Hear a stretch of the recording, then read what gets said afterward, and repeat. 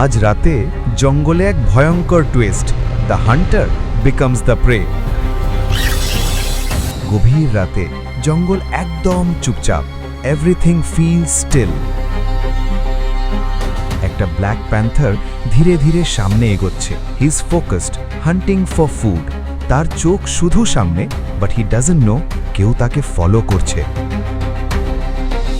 গাছের উপরে লুকিয়ে আছে একটা বিশাল python, waiting for the perfect moment. হঠাৎ প্যান্থার থেমে যায়। সামথিং ফিলস অফ, কিন্তু তখন অনেক দেরি হয়ে গেছে। হঠাৎ অ্যাটাক!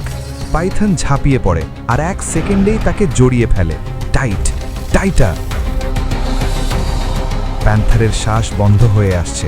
সে লড়াই করে, ক্লজ দিয়ে বারবার আঘাত করে, কিন্তু পাইথনের গ্রিপ আরও শক্ত হয়। সবকিছু ধীরে ধীরে থেমে যাচ্ছে।